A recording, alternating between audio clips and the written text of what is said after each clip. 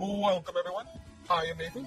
He is Raven. And we are the Super Brothers from another mother.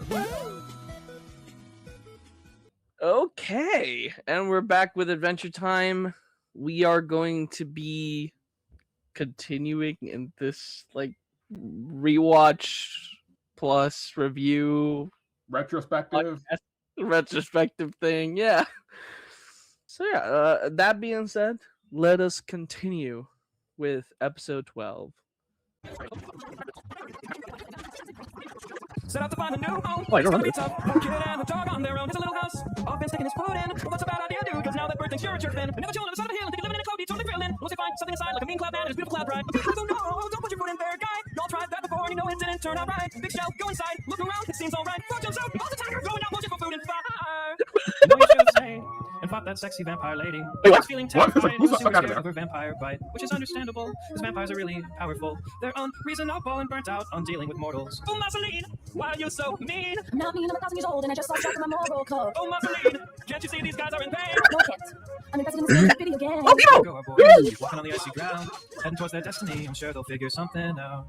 This is weak. That was incredible. I don't like any of these places. I want to go home. Finn, let me tell you a little something about what home really means. Home isn't a place. Let me give you a clue. Home is anywhere where people care about you. I don't want to hear a lecture, dude. I just want to go home. But home is where your heart is, Finn. And where is your heart, Finn? Well, it's right there inside you. Well, I'm sitting right here beside you with your lucky stars that guide you from above. Yeah, I guess I'd rather be out here, wrapped in your ear, than be in some awesome house, all by my souse. I'd rather be dancing with some babes. Shut up, dude. Bro. God, this show's a fever dream. I think definitely by this point the show found its footing. Mm-hmm. This is it, because that was a very musical episode, and I think we have not had a music we haven't had music like that in the earlier episodes. Not like this. I think we did have a couple of little songs here and there with the episode with the little whistling dude with Finn singing Jiggler? the Jiggler episode. Yeah, the little auto-tune thing that Finn was Yeah. doing. Yeah. But this was a song. Yeah, Especially with Marceline singing there, because that voice actress, she is a singer, and she sings in pretty much anything she shows up in. Yeah, so that is fascinating to me. I think it's really interesting how the show finds its DNA throughout these 12 episodes. I think 12 episodes is very much a good period of time for if we're talking about a long running show. 12 episodes is a really good number to actually find your footing.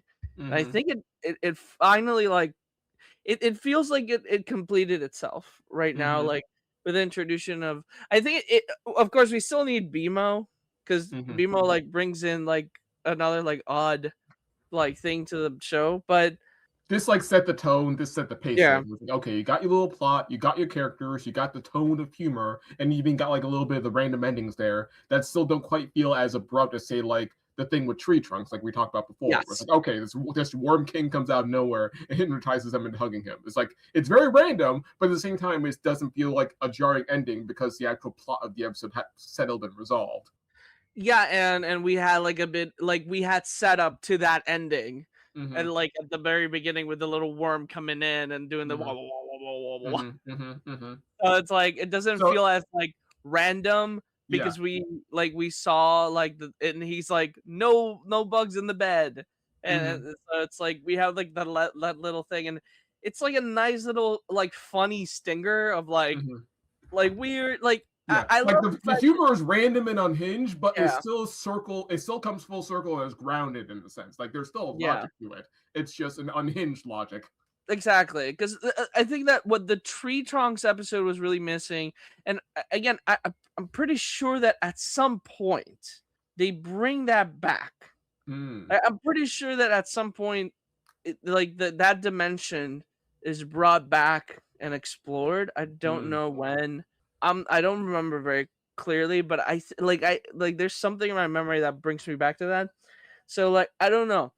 I find it interesting that the show sets up things I don't think it really sets them up. It's more they didn't know what to do with that specific thing, and then they find another episode where they expand on something they found interesting.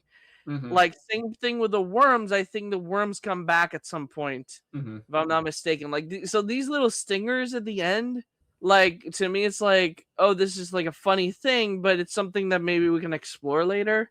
Yeah, I think that does I seem to be like the general strategy of these writers and creators. Because like we talked about this before, where it's like I remember reading Reddit posts talking about that's like how they handle Marceline essentially, and like why she gets less and less screen time as the show went on. Because as just at the start of the show, you got writers like Rebecca Sugar who are like, oh yeah, I'm really interested in this character and this topic, so I'll like lead the charge of writing about this character and doing stuff with them because I really resonate with this character or I like this topic, so I'll make episodes on it. Then she moved on, and we ran out of people who are like interested in delving into that topic more because there are other things that they want to delve into more. So you saw less and less screen time for Marceline. And so it seems to be the general strategy they do, quote unquote strategy they seem to do with the show in general, was like some writers will like just add something, maybe something cool to set up later, and maybe they themselves set it up later on when they have time, or maybe someone else does it when like they get intrigued. It's just very much like we do what seems interesting to us and then build on it later, and that's like how the narrative seems to naturally evolve from there. It's kind of like a choose your own adventure story with every person kind of adding their own individual chapters or like branches to it.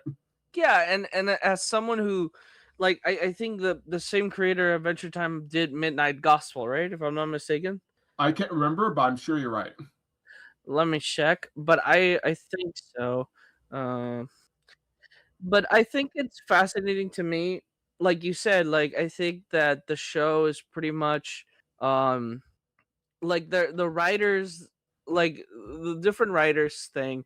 I find it fascinating because like I mentioned before, I think it's interesting to have things that are clearly things that they thought about. They're like, oh, here are things that we actually thought about.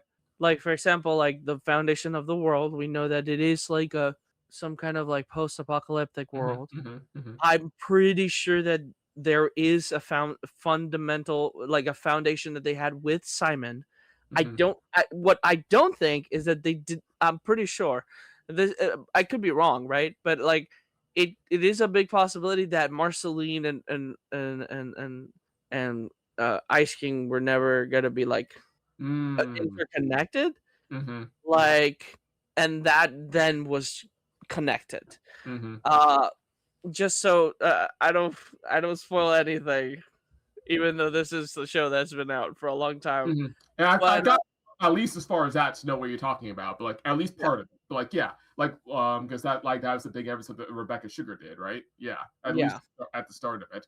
So like it just feels like it kind of feels like a group of people just like doing collaborative storytelling, like say in a D&D campaign, where it's like the DM like, okay, here's the baseline story, this is what I have in mind, and then each of the players would be like, okay, I'm going to introduce this thing to the story as well, like based on what my character does, like whether it be like my own character's backstory, or I roll really, really well or really terrible in this particular situation, and then that leads to its own story branch, so like also gets fleshed out and like adds another branch to the baseline story, where it's like all these writers are like, okay, we'll just like add these things here that seem intriguing to us, and then we might build on them more based on whoever feels led to like do more with it, like whatever inspiration hits them. So he did create Midnight Gospel, and Midnight Gospel is like a podcast that was turned into an animated series. So I find that interesting because it seems to me that that show is a very improvisational thing.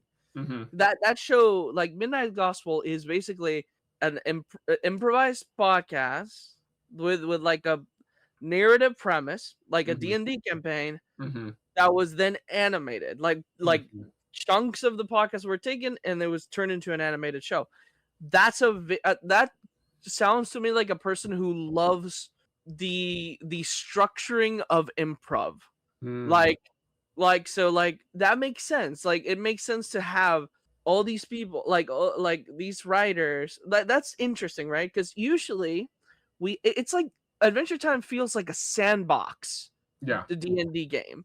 Whereas like something like Steven Universe, that had like a clear, like Rebecca Sugar like had an idea of where she was like going. Like she was like, this is where we're going, and I have like and I've had debates about this with people, but I'm pretty sure Rebecca Sugar knew where like a lot of the plot details about the show, like Mhm. because she had characters, she had characters and story beats for that show for a long time before she even like started production of that animated show. So Mhm. like I believe that she did have a lot of the ideas, but the essentially having the writers team helped her like organize everything Mhm. to and make a show like essentially that feels like the natural progression of what a show is. Most shows are like that. Most Mhm. shows are not like a book. Books are written by like one person. Mhm. Sometimes they're written by Mhm. more people, but usually they're written by one person. But Mhm. when we talk about show running, shows in general and movies sometimes as well are written by multiple people working together. Mhm. So essentially, like, uh, I don't like the idea of saying that because something is being written off like little by little, it is like they pulled it out of nowhere or they pulled it. Like, I don't like this idea of like putting writers in a box of like, oh, they can't come up with imagine like they can't be imaginative and creative with their own stories. Like, I don't get it. Like, I don't know. Anyways, Like, yeah, point. because sorry, when it comes to like showrunning, yeah, there's still room for the creators and the writers like to be creative and input their own things as well. Like, yeah, in the case of Rebecca Sugar Show, she's still the showrunner, she's still like the driving force, she still has like the main plot, the main vision in mind, but there's still room for like creators like her team to like fill in blanks themselves and like add a little bit of themselves to it. So like there's a bit more flexibility as opposed to say if there's like you said, someone just writing a book and it's literally just them coming up with everything from beginning, middle, and end. Like even with show running, it's still more of a collaborative process. It's just like comparing that to like say this show, it seems to be even more collaborative than that because the baseline, the driving force is a bit more, it's a bit less fleshed out and a bit more passive to give room for the team to just color it out in themselves. I find it fascinating. I think the way this work, like, like as we watch the show, it just seems to me. I'm like, of course, this is my opinion. This is my Uh-huh. interpretation Mm-hmm. of the stuff. But what it seems like to me is that they had specific things. Like, okay, so this is the world that we Mm-hmm. live in. It's a Like post-apocalyptic we have this world. bare bones map. We have these Yeah, landmarks, but you all get to decide how to fill it in. exactly, Mm-hmm. because Marceline here is characterized like here so different to what she Mm-hmm. becomes later because of Rebecca Sugar. Mm-hmm. Like she's so different. It's a very, very, very, very different character, and I think when she's reintroduced, I believe, is in the next like in some other episode of this season, or maybe it's season 2. uh, they start shifting her to where Finn sees her more like as a good guy, basically. Mm-hmm. 'Cause right now she's kind of like an antagonist, Mm-hmm. um, and that's very different. And when they introduce her in that other episode, where we're gonna see that other episode, they go out of their way to make her instead of being like a fun. Because what was introduced here was someone who's just like going out there finding ways to have fun, Mm-hmm. like throughout her like 1,000 years, like that's what was like presented to us. Like Yeah. this is just someone like a careless person, Someone who's who, very old, who's very bored and used to having their way, and just trying to find some form of stimulation. And Finn and Jake just happen to be her current fixation in that moment. exactly. And then the next episode, we are introduced to her again.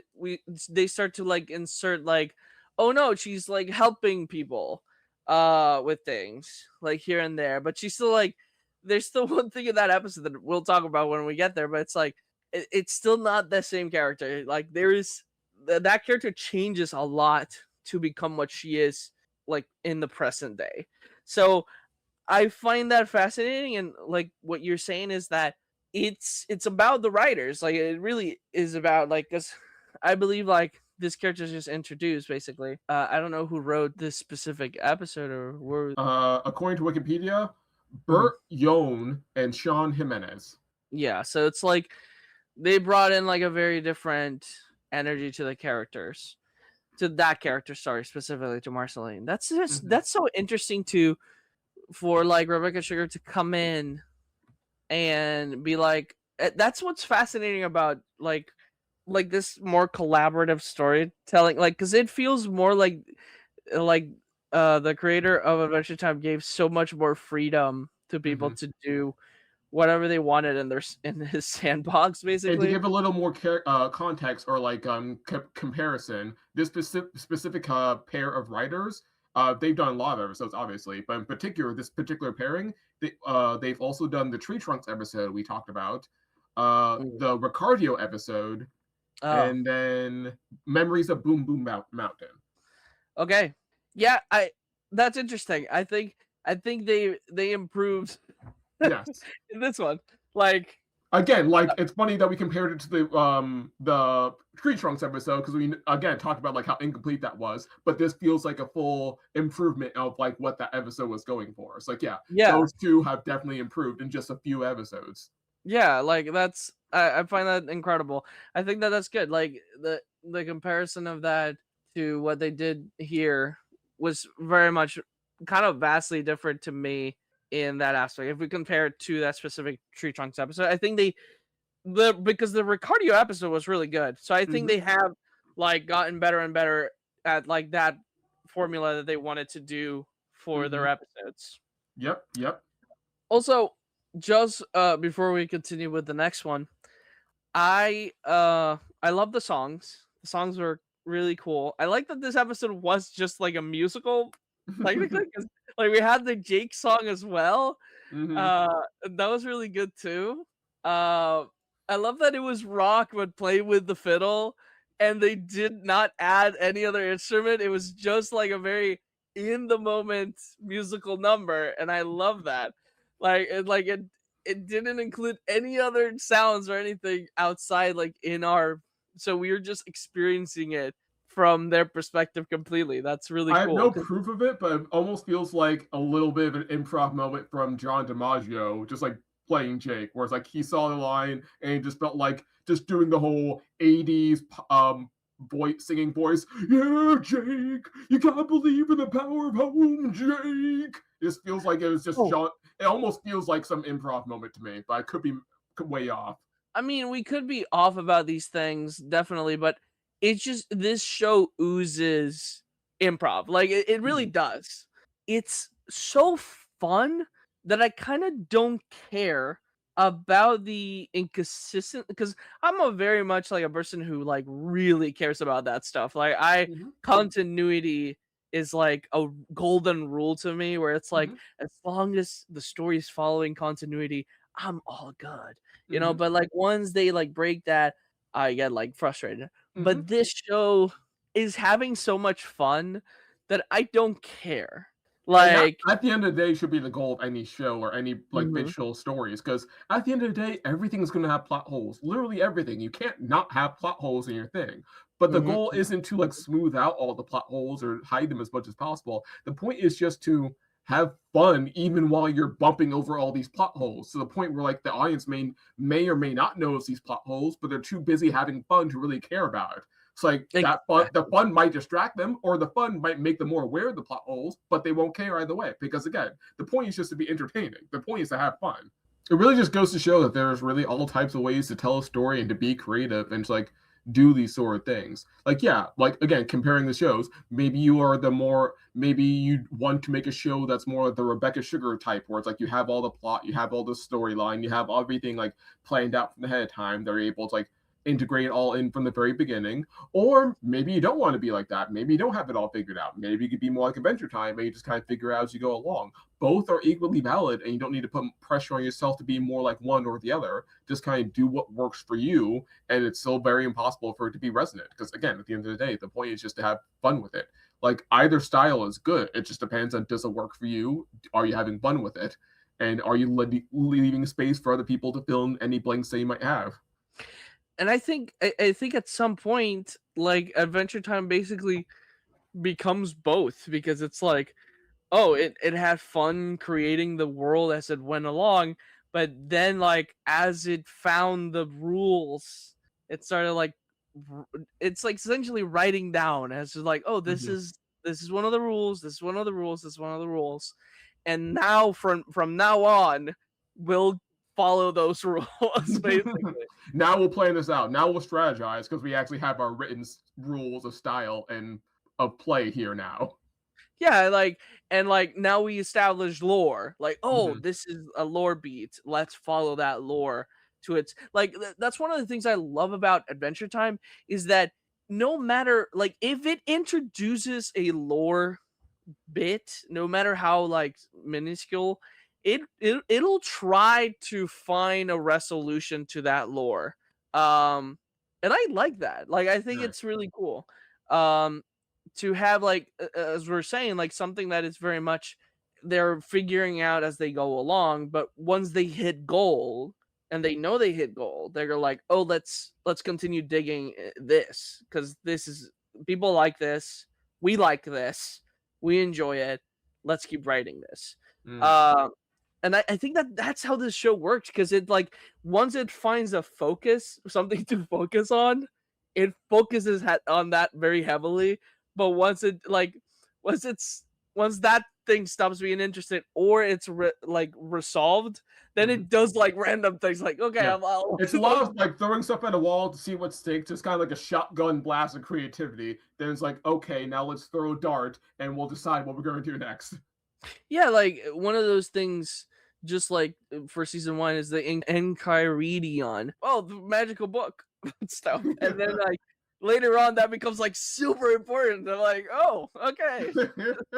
Always convenient to have a magical book MacGuffin into your story's lore, no matter what the story is. Yes. Also, just really like the montage of like the style of singing where it's just like describing exactly what you see, no matter how ridiculous. It reminded me of that one montage song you see in that Gravity Falls episode where Dipper's training with the Manitars. Like, now you're jumping over fire hydrant.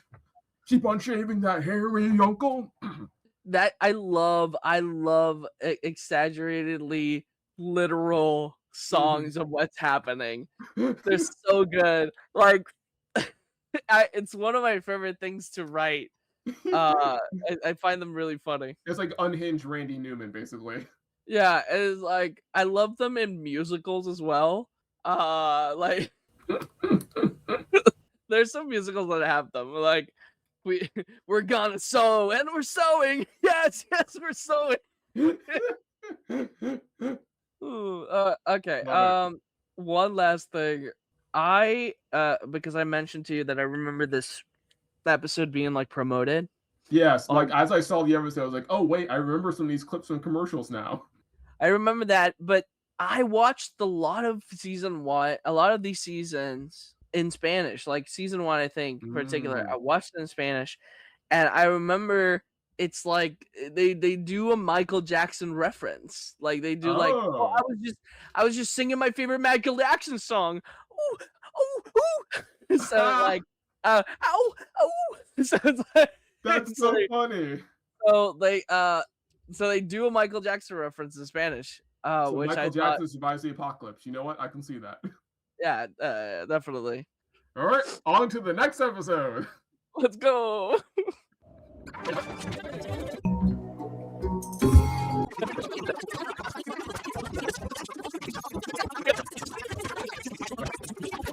Okay. Yeah, that's a very iconic episode. It is very. It's a great episode. And again, Also- it's written by those same guys again, Bert Yoon, and Sean Jimenez. Nice. Again, they had like a little singer episode, singer final thing there. Felt more satisfying. Part of the story as well, because it's like, yeah, ritual cleansing doesn't really work. like, I mean, we like as Christians, like we kind of like that. Really, like brought me back to that, right? It's like roots in Hebrew culture, like the whole clean versus unclean thing. Yeah, like clean versus unclean. So it's like very much of like, yeah, like ritual cleansing doesn't really work. It's just like it doesn't really change you. It just makes you look pretty. At the end of the day, what really matters is the heart, like which is what Jesus talked about when he came later and like came to fulfill the law. It's like it's not about doing the law correctly, it's about what's going on in your heart and like fixing what's going on the inside. And so like that's basically what Finn and Jake were learning here, where it's like yeah, these people were dirty on the outside, like quite literally, but it's only because they were dirty on the inside, and no cleaning on the outside is going to be able to fix that. And on the flip side, though, even though Finn and Jake messed up and stole something, at the end of the day, their insides are still way better than the insides of everyone else there. So like they are not as corrupted as say the little girl they tried to clean up, because their hearts, even through this mess up, are still much more clean compared to a girl who's dirty both inside and out. But I think it says a lot about it says a lot about Finn's character journey, and Mhm. it says a lot about who Jake is as a character. That's why, like from the very beginning, I told you like none of the characters are perfect in this. Mhm. Not even the heroes feel like they're perfect in any Mhm. way. In a kids show, is what I Mhm. mean. Because usually, like the heroes in a kids show are pretty much like squeaky clean, like good guys, right? Mhm. But here they're not. Like and Jake, like I mentioned before, He's very Jake, impressionable. exactly. Like he's very much someone who is is more of a hero because he's following the legacy of his parents and his brother. Like not because he himself, like from his heart comes the journeying to be a hero.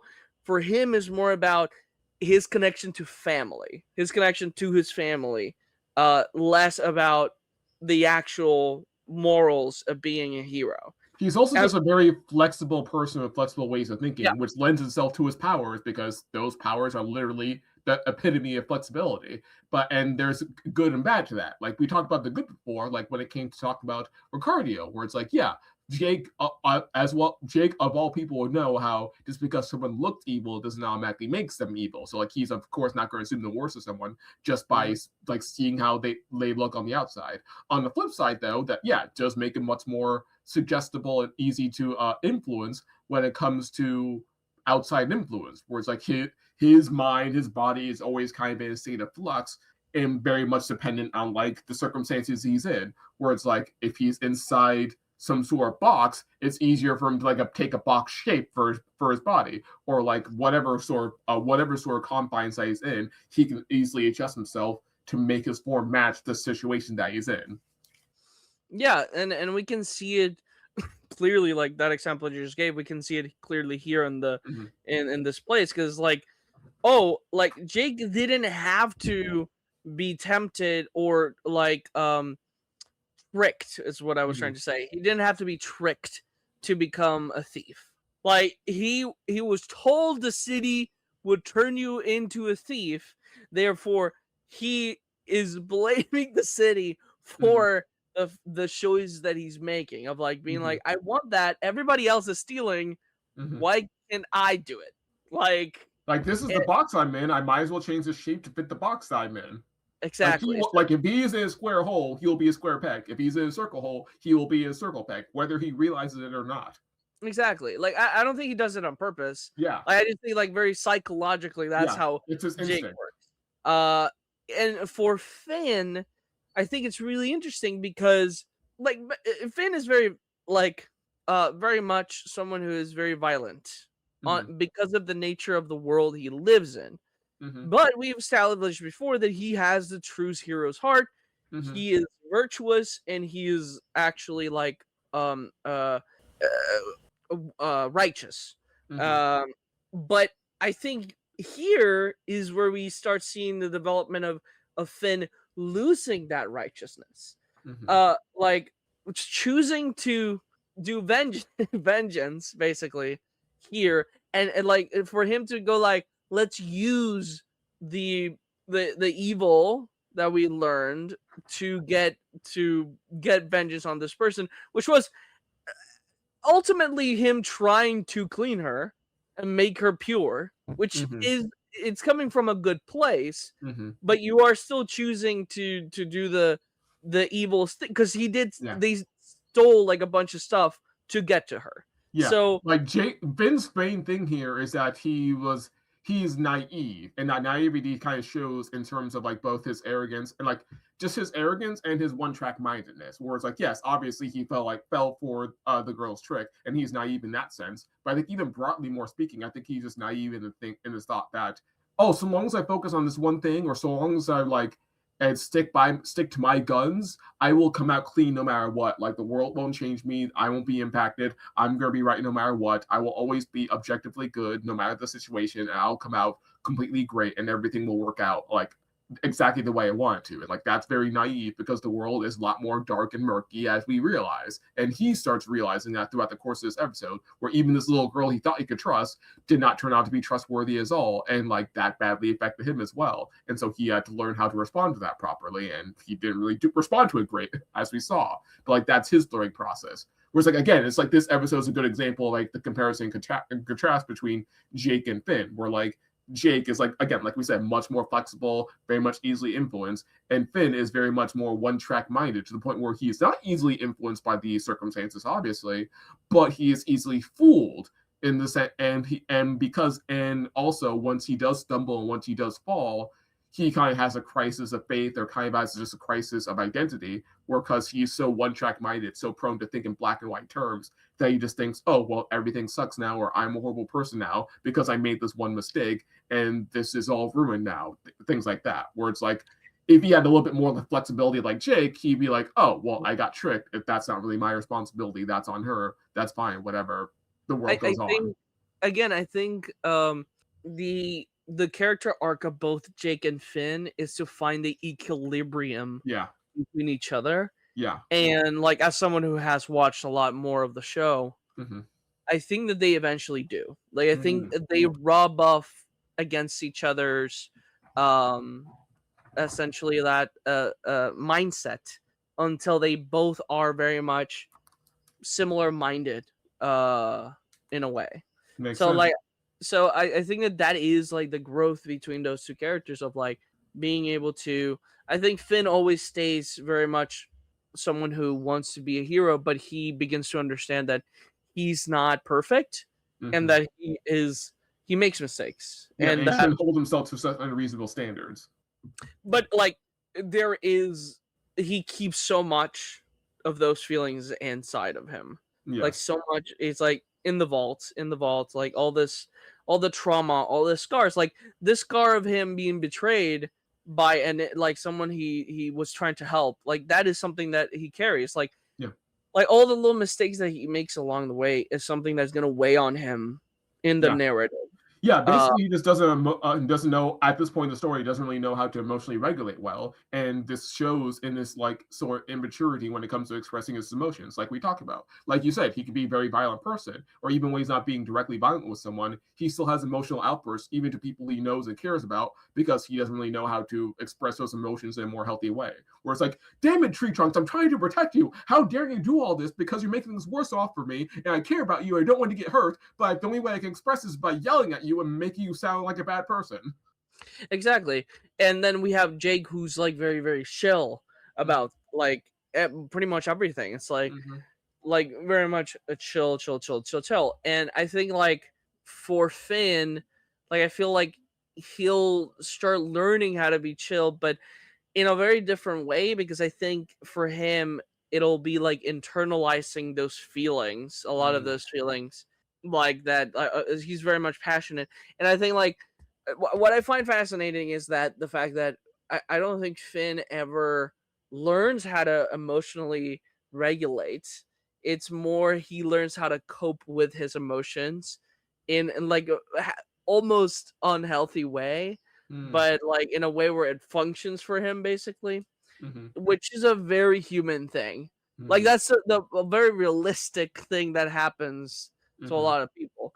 Like you either have people who have learned throughout like their days to find a way to like punch out their feelings, right? Whether that is on themselves or like to in a sport or a career or whatever. Instead of like processing those feelings, processing those emotions with yourself and with someone else, and going like, hey, like this is how I'm feeling, let's try to find a resolution to that. Like, so it's like I find that very fascinating, and I think this episode was very, very interesting in that aspect. Also, that was straight up another human. That was like that, the glasses guy. the other people were like weird, like different kind of like weird mutated creatures, but that guy was straight up just a human. Like, I find it so that's another moment of like, okay, they did not have that rule set that Finn is the last human on Ooo, because it's like that guy's a human. Mhm. That guy's a straight up a human, because later on they make it such like a very like important detail of like Finn whenever Finn meets the girl, like that huge like muscular girl with the other Mhm. hat. He's like, another human. And I'm like, but it just what, this guy was human. Like, why didn't you make like a fuss about that? So it's like, yeah, like, I mean, you could retcon it and be like, no, it's not really a human. It's like one of those where it's like he's not really a human. But yeah, I don't know. I wonder, I could be making this up again completely. Like, I have no context. I have not done any research, but something about the way that guy is designed almost kind of made me think it was like based off an actual person on the staff, and they just kind of wanted to slide him in there. Because like the main thing I Yeah. remember from this episode is just like how that guy looked, and also just the funny way he said "my glasses." And based on what I know from animation history, it was not out of the question for like people to include a staff, like a reference to like an in joke basically of someone Yeah. on the creative team in like whatever episode they're working on. Where like Looney Tunes did that a cameo. lot as well, where it's like they would just like make some in joke in the cartoon about like about someone on the staff, because someone on the staff which is being very silly or has some silly look or catchphrase that they're like, oh well, that's going in the episode, but that's because that's funny. So low key makes you wonder if that little moment was like a reference to someone on the team. But I again could be making that up. I have no idea. I mean, no, that's exactly what I thought as well. Like, that pretty much feels like a little cameo from one of the writers, like a self-insert thing of like making a joke about someone in the staff. But but yeah, somebody probably went like, my glasses, like when they fell or something in the studio, and everybody was like, that was really funny. Let's put that in the. I could totally see that. Yeah. But Again, yeah. whether it's true or not, it just kind of leans itself to the collaborative spirit that the show gives off. Episode 14. Aw, good frog. Dude, how long are we gonna follow this frog? I just want to see him put on that crown. Wow!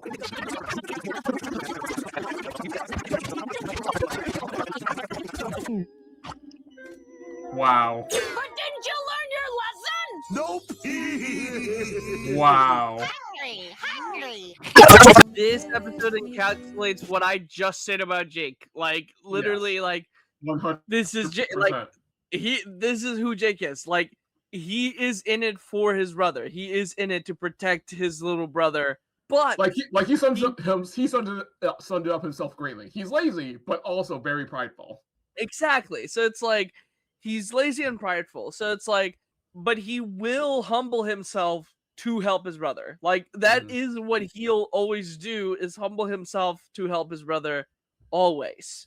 And that is the interesting thing about Jake as a main character. Like, again, you have a show that is supposed to be a kids show, but it's like you're not, that there was not a lesson learned here. It was like it's just like some people are the way they are. It's like that's it. Like, you can't change that. And again, So you it's also see like that impressionability / impulsiveness, where he just like casually grabs a donut without even realizing it, because he's just in a field full of donuts. So like, of course, he'll just act on that impulse. Again, whether he realizes it or not. I find that, like, that's really funny. And again, this episode is like, we are having so much fun. Like, this is such a fun episode. It's so funny and dumb.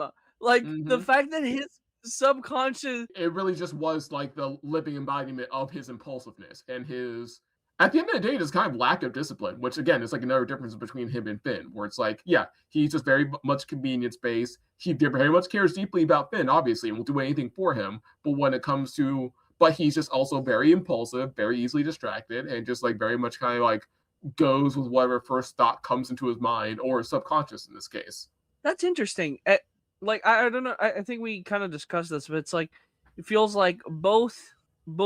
So Finn and Jake are both very impulsive people, but they steer very differently when it comes to their maturity. I Yeah. think. And I think also 'Cause- like to what they ultimately care about. Where like Finn, like obviously he does care about Jake, but I think ultimately he seems to care more about being a hero and being righteous more than anything else. Where Jake just cares about taking care of Finn.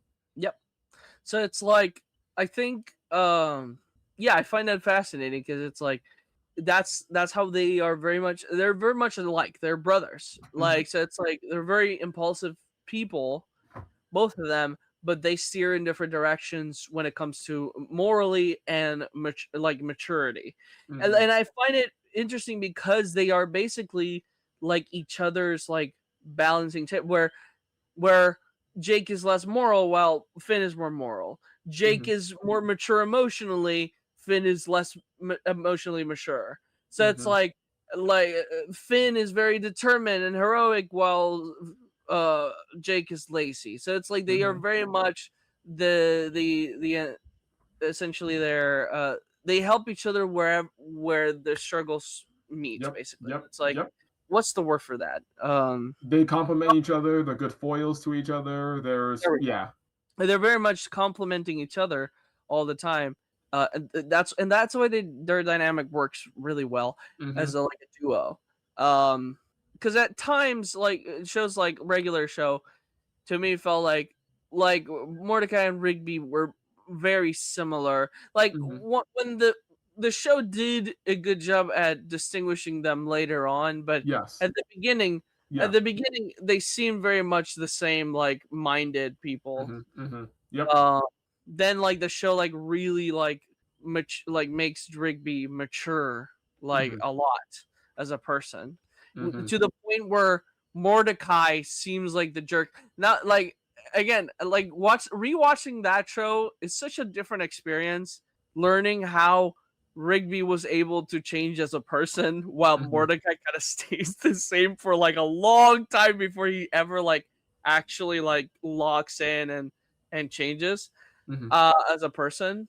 I feel like the regular show didn't really spend much time defining their dynamic until later on, like you're saying. Where it's like, like you said, they're very much the kind of samey. They're just kind of bros being bros, and like that itself is not inherently bad. Like that's fine. Like sometimes you just like vibe with someone who has the same vibe with you, and that's great. But it is interesting just to see the relationship really be defined to be like, oh, this is why they're friends. This is how they bounce off each other. This is how they fill each other's gaps. And eventually regular show did that. But like we're saying here though, Adventure Time kind of does this almost right off the bat, and that's just very interesting to see. Exactly. It's very fascinating to see it, and like I said earlier, they learn from each other from that essentially that connection that they have. Those opposite things kind of begin to line up, and they become where regular show starts with them being similar, and then they drift from each other a bit because they become different. Like I think Adventure Time does the opposite, where they are very much different and start becoming similar because they kind of like learn from each other. That makes sense. And like that's how like relationships should be like. Somebody that is able to both you both have similar things that but you challenge each other. Like you have challenged me in different ways and have made me learn things from the friendship that we've had. And likewise. And at the end of the day, that's what any friendship ultimately is meant to be, is few people becoming more like each other the more the time they spend with each other. I feel like I've become less judgmental about not only about others but about myself, like because of talking to you. Like and I've been having that journey for a long time because I used to be very, very judgmental when I was a kid. And that was just like the culture I was born in. I mean, like we are like sometimes depending on where you are, like you are born very much about in very much like back in the day, very like everybody's ashamed of each other, like of their who they are, and they take that shame, they see other people, like they shame themselves, and they see other people that are doing something else that is shameful to them, and like they like project themselves essentially, like a lot. It's like, oh, I'm judging you because I am judging myself, I'm judging you as well. Mhm. Like, so it's like becomes this game of judging each other and all that stuff. It's like I've been dealing with that for a long time, and slowly I was able to come out of it mainly because of God. Like God, like Jesus, the Holy Spirit, like guided me towards not being judgmental because of being like, hey, you're not perfect. Like, stop pretending that you are. Stop pretending that you haven't done wrong things as well. See others as you like see yourself, see others, and give them grace.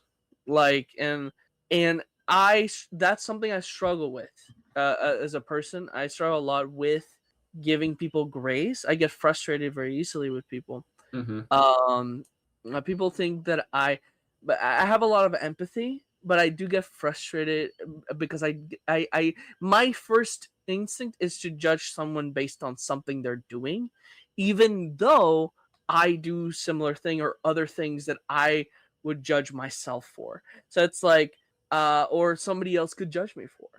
Mhm.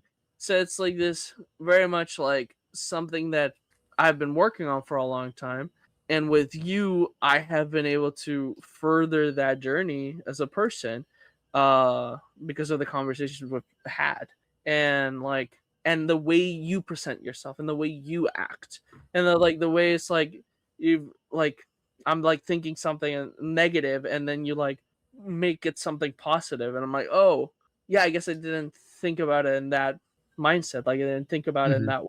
And it's like it's because you've told me how much you like overthink about the like you put yourself in other people's shoes a lot to be like, oh, that person, oh, maybe that person is doing this, and it's like because it's like you don't want people to judge you, so Mhm. it's like you try to like overthink how how is that person thinking basically, like Mhm. and so it's like you don't judge them based on just what they're doing or what you always try to find a way like to not judge people, which Mhm. I find that refreshing through my own brain, and it's like I learned that a lot from you in that aspect. Mhm. And likewise, I learned a lot from you because, like you were saying, how you learned to have more grace for other people. I feel like, and likewise, this is something that's been my own journey with God. But like you've been helping with that journey by being friends with me, is learning to have more grace for myself. Whereas, like for me, my big thing is like feeling incompatible with reality in a sense. So though I don't have as much grace for myself as I would for other people. Where it's like, oh, everyone else is meant to be here, but I'm not meant to be here. So things I say or do or think no one else is going to get or understand and may not even have any inherent value compared to everyone else. And so I put myself under a lot more scrutiny than I do everyone else, to the point where I'm not able to like trust my own instincts or my own thoughts.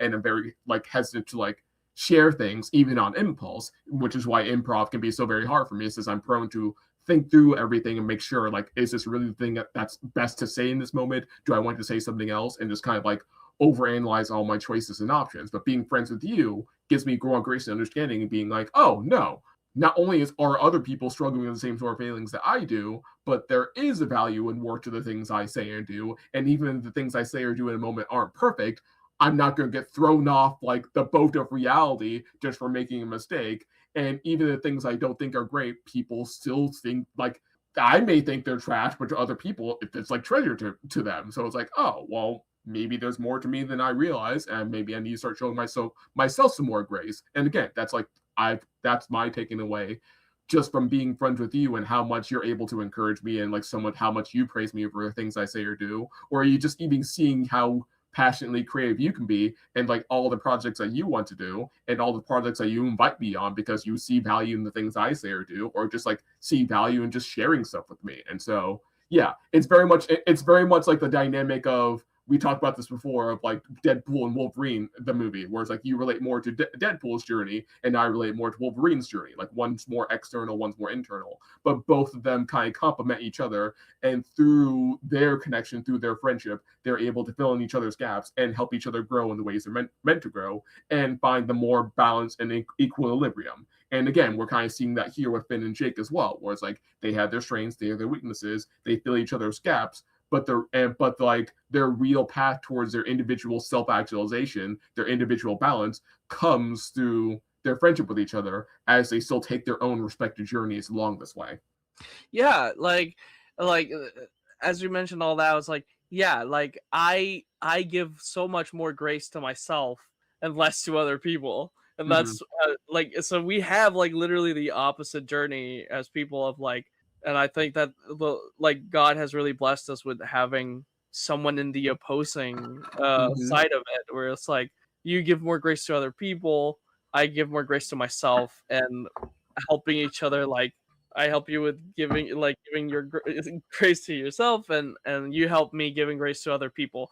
So Yep. I think that's beautiful. Like, and I don't think we've put that into words before, so that's lovely. Like, Yeah. I find that very lovely. It's just another way of like, I think it's like a theme in everything we talk about, but connection is basically the root Yep. of change. Yeah, and we really do find new and better ways of being ourselves when we let people in. And that's why like Christianity is so different. And again, I never want to people listening to this thinking that I'm trying to preach anything to you guys. I'm just like literally like it's such a big part of our lives. Yeah, we're just sharing what we've observed from our own personal experiences. That's it. So it's like for me, like Christ brings like the whole point is connection. Like literally, it's connection and relationship, not only with Him, but it's like. Jesus like points it out so well. It's like he's asked like, what is the greatest commandment? And it's like, well, to love God and others as yourself. So it's like it is connection with the Father, connection with God, and connection with other people. And it's like that is the biggest thing. That is the most. That is your purpose. Like, and those two naturally just feed into each other so perfectly well. Like when you're able to do one well, you start doing the other well before you even realize it. Or if you're struggling in one, it's going to lead to struggles in the other as well. Yeah, because like it like when it comes to like the final judgment thing, what it describes is like a group of Christians who like God is like judging, and it's like, no, you guys are not entering in the kingdom of heaven. And it's like, why not, Lord? Like we followed you, we did the things, we did all the things. And it's like, yeah, but you saw me in the streets and you didn't clothe me. You saw me hungry and you didn't feed me. You saw me crying and you didn't comfort me. Like, and it's like, when did we see you, God? Like, when did we see you like in those like in that state? And they're like, every time you didn't help someone that you saw struggling, every time you didn't connect with someone around you, you were sinning against me. You were doing it against me. Because essentially, like, that's very powerful, because and that's why Jesus like literally says, love God, that's the like the main thing, and the other one is similar to this. He says like love others as yourself is similar to love God above everything. Love God above everything. And the second one is similar to this, love others as yourself. Because like you said, like literally doing the one thing does the other thing. It's like it all feeds into each other. It kind of like reminds me of like a quote from Steven Universe when Rose Quartz is like has that video to Steven, and one of the things he says is something along the lines of, every time you're loving yourself, Steven, that's me loving you back. Like that's me showing my love to you. And I feel like it's a similar logic here, where it's like every time we love another human being, that's us loving God because we are made in his image. Like we're loving God's image. And what's more, the more we love God and the more we try to pursue God, the more we have the urge to want to go and love other people and love his image. And what's more, that also cycles back to us loving ourselves as well as as fellow image bearers of God, and as fellow image bearers of God, as we love ourselves and other people. Again, it cycles back to loving God even more. And as you love God even more, you want to do the other stuff even more. It's just a self-fulfilling cycle. People like there are people in the industry and people like that are like writers and creators of things, artists that have never met like an actual a Christian. They've met like bad examples Yeah. of what a Christian are, and Right. that's like, the idea that they carry all the time. Organizations and every religion has good people, bad people in it. Like everybody, it's like it's a case by case thing. Like it really is. But to me, why I brought up all this stuff is the fact that if you meet someone who says that they love God, but they don't love their neighbor, they don't love others, they don't care about others, they hurt other people, they don't love God. Yeah. They think they love God, but they don't. Yep. Like, and it's like said time and again in the Bible, where it's like faith without works is dead, or like if you love God, it will show in these actions. Not to say that our faith is totally defined by our actions, and like we're owning our justification or justifying our faith through our actions. It's more that it will naturally show if you truly do believe in God and love others and love God and love yourself. It will naturally show in these tangible physical actions that people can clearly see. And those actions, and people aren't seeing those actions from you, it's probably a sign of a deeper issue where you don't really love God or yourself or other people as much as you claim to be. Exactly. But yeah, that being said, go listen to the interview that we did with Joseph about his movie. Like, go do that. Like, yeah, thank you for listening to these stuff, but go listen to that too, because he did a good, cool movie, and we did an interview with him, and we had like a cool conversation about connection, what we were talking about today. So go do that. Go listen And look to that. forward to more appearances from Joe in the future, because there's going to be plenty more nerdy stuff coming up that we know he'll want to participate and share his thoughts on as well. Yeah, like I think that the funny part is that, like, I think people are used to seeing Joseph associated with Superman stuff. Yep, So yep. they're not clicking on his movie. like, click on his like movie review. Like, go do that. Do it. Do it Like, already. I'm calling it to action. I'm calling to action to go and listen to that one. Do it, you cowards!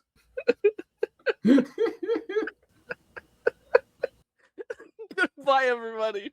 Wahoo!